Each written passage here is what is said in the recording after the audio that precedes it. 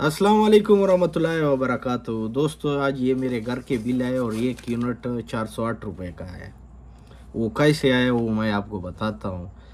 और ये जुल्म जब तक ये हमने निकलना नहीं है, हमने सिर्फ ये बात ख़त्म नहीं करनी कि वो निकलेगा फलाना निकलेगा और मैंने नहीं निकलना है। जब तक हर बंदे ने नहीं निकलना है अपने हक़ के लिए।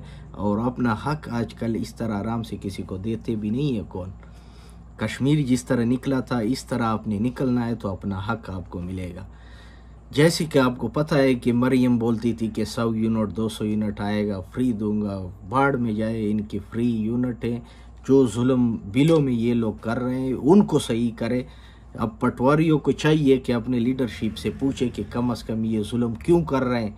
और ये जुल्म हमेशा इन लोगों ने किया है क्योंकि इनके पेट नहीं भर रहे हैं। इन्होंने करप्शन कर कर के और हमें ये भत्ते के सूरत पे ये पर्चियाँ बेचते हैं और ज़ोर ज़बरदस्ती से हमसे ये वसूल कर रहे हैं। अब ये मेरे बिल आए हैं 3 बिल।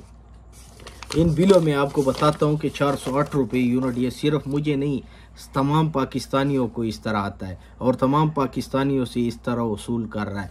ये देखो, ये मेरा एक बिल है 194 यूनिट है और इसका बिल है ये देखो 3522 रुपये। ये दूसरा बिल है मेरा, इसका यूनिट है 207 यूनिट है और इसका बिल है 8827 रुपये। अब इसमें आप देखें कि पहले तो जब रीडिंग होता है तो ये 2-3 यूनिट 200 के ऊपर ये जानबूझ के डाल देते हैं ताकि बिल अवाम से ज़्यादा वसूल करे। अगर खुदा न ख्वास्ता मीटर चले भी तो फिर भी इनको किसने ये इख्तियार दिया है कि एक बिल में सिर्फ 13 यूनिट की वजह से 5300 का फ़र्क इन्होंने डाल दिया। सिर्फ 13 यूनिट, वो 5300 का वो 13 यूनिट हमें 5300 को तकसीम करो, 408 रुपये का ये एक यूनिट हमें पड़ रहा है। यानी वो 13 यूनिट हमें ये लोग 408 रुपये यूनिट दे रहा है। क्यों दे रहा है, क्यों कर रहा है ये जुल्म? और कब तक ये जुल्म करेगा और कब तक ये अवाम चुप रहेंगे और कब तक ये अपने हकूक़ के लिए निकलेंगे नहीं? अपने हक के लिए निकलेंगे तब आपको कोई हक देगा। ऐसे हक कोई आपको जोली में नहीं देगा। और इन लोगों की अयाशियाँ नहीं ख़त्म हो रही है। मस्जिदों की बिजली फ्री नहीं है। जैसे कि पिछले दिनों आप लोगों ने देखा कि एक जगह पे मस्जिद की ताला लगा दिया गया था बिजली की वजह से, क्योंकि अवाम तंग हो गए। अब देखो, मैं तो अदा कर लूँगा, मेरे जैसे और लोग ऐसे होंगे वो अदा कर लेंगे।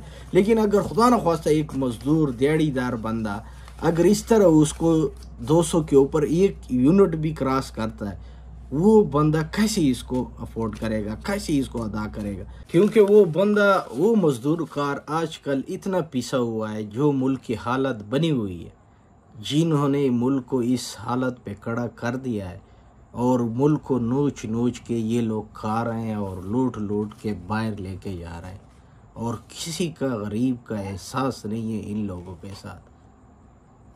ये मुल्क का बेड़ा गर्क कर रहा है। जब तक आप लोग निकलेंगे नहीं है, ये आपको इस तरह भत्ते के सूरत पे पर्ची बेचेंगे और आप लोग अदा करेंगे और वो कहेंगे कि अवाम बोल नहीं रही है, इनको और बेचो, क्योंकि अवाम के पास पैसा बहुत है। ये नहीं पता कि गरीब बंदा 2 टाइम रोटी खाने के लिए कितना आजकल तंग हुआ है।